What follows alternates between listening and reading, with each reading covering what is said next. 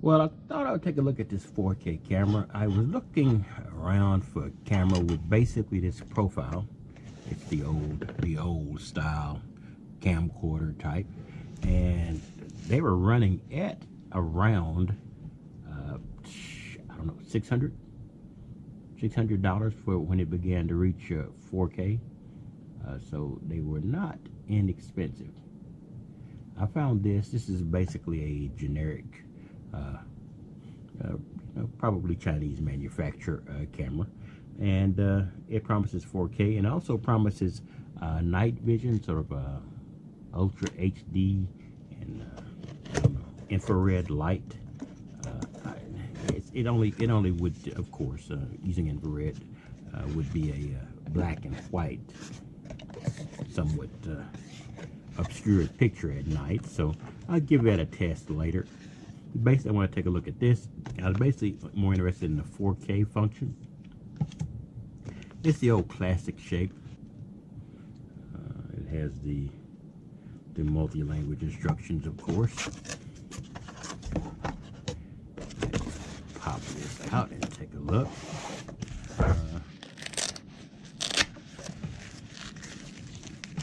Not that fond of the lavender color, but I think it's got the 16x optical zoom.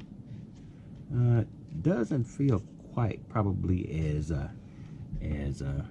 beefy as, say, the Canons or the Sonys in this range.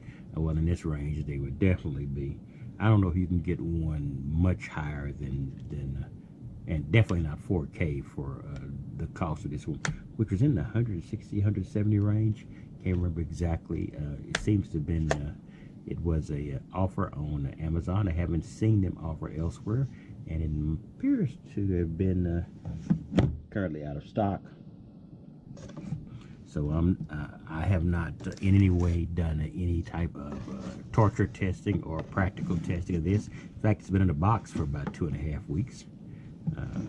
Let's see. It feels a little plasticky, but if it does give 4K, you have some audio visual cables there. It uses the classic USB, the original, well, not the original, one of the older versions of USB.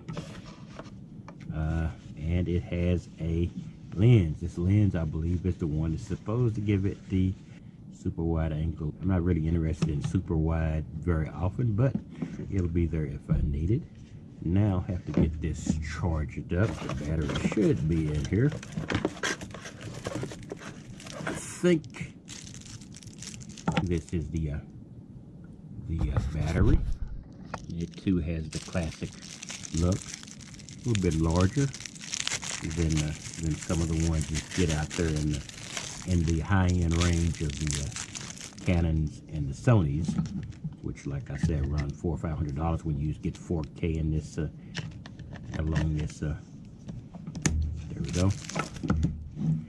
All right. So it's nice to know this is out here. It's a very generic 48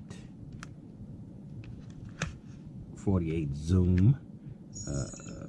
Oh, good. It actually has a charge, so the display is pretty good. It's pretty good. I'll look into the various things I have to do. It has a play button here. Please insert card. So I do have to get a memory card for this, and I bet you it uses the old classic style. So I'll get this charged and I will do some practical work on it, but it was just so unusual to find a 4K camera here, and it was so relatively inexpensive, so I thought it would definitely be worth a shot. So I'll be coming back with some test videos on this, and when I start putting those videos up, I'll of course put connections or hotspots to the videos. But oh, cool. Anyway, that's it for the 4K lavender. Very dark lavender, so it's not garish. So I'll be back and we'll do some tests on this later. But thought I would show. And this shows you can get the 4K for less than a couple of $100, you know, but you're not going to get the Canon or Sony name on them. I don't really need that, but because this is going to be a special purpose. I tend to like small cameras, as you've seen in the past, but occasionally you need a larger camera, and the fact that it has this display, which will give me an idea of what I'm shooting at. And we'll see if I can actually put that into use in a practical way in the near future.